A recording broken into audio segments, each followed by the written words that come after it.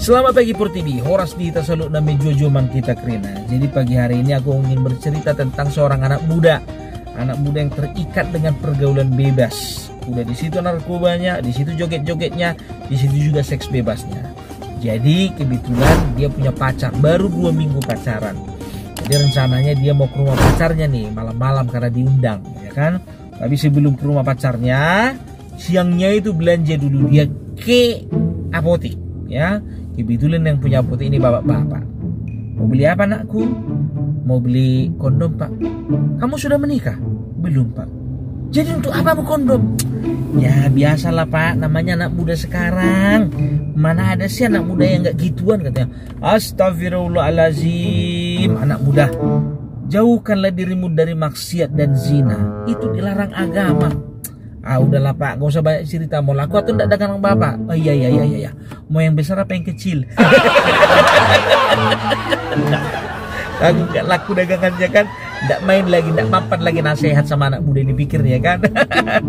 Pilihlah yang kecil aja pak, yang isi 3 cuma dipakai untuk malam ini aja ya katanya kan. Oke lah, selesai itu dibayar, pergi dia balik lagi, ya kan, balik lagi. Loh, ada apa lagi? Ada yang tinggal? Apa ada yang kelupaan? Katanya si bapak ini kan. Ada pak. Apa itu pak lagi pak? Obat kuat. Hah? Obat kuat? Untuk apa mau obat kuat? Kata bapak-bapak ini kan. Ya mana tahu mamanya juga mau pak. Astagfirullahaladzim. Anak muda, anaknya kau makan, mamanya pun juga kau cicipi. Apanya maksudmu sekarang? Ya kita kan nggak tahu pak, mana tahu mamanya sur sama aku. Jaga-jaga aja pak. Lumayan pak, sekali tembak dapat 2. Gilek kepala lah bapak itu. Tapi apa mau dibilang kan, ya kan, datanglah dia. Udahlah bang, gak usah banyak kali cerita pak. Bapak mau laku atau enggak barang dagangannya? Oh iyalah. Mau berapa banyak sama munakku katanya gitu kan. Bikin aja lah pak 1 papan. 1 papan itu 1 renteng itu kan. Ya kan, 1 blok kan begitu. Jadi bikinlah dia, ya kan, malamnya itu udah dikantongi nih. Sebelah kanan kondom, sebelah kiri obat kuat. Wow, kalau dia ini karena memang sudah terbiasa kan. Jadi nyampe lah kawan ini di rumah pacarnya ini kan, dengan semangat berapi-api. Kayak mana lah, udah dirancang-rancangnya sesuatu hal yang ya gitulah. Ya kan. Jadi diketok lah pintu, tok. Bang, udah datang. Masuklah dulu bang, biar kenalan sama mama sama bapak katanya gitu kan. Terkejutlah kawan ini. Ada rupanya bapak sama mamanya. Awak kira sendirian, si perempuan yang dipikirnya kan begitu. Ayolah bang, masuklah bang.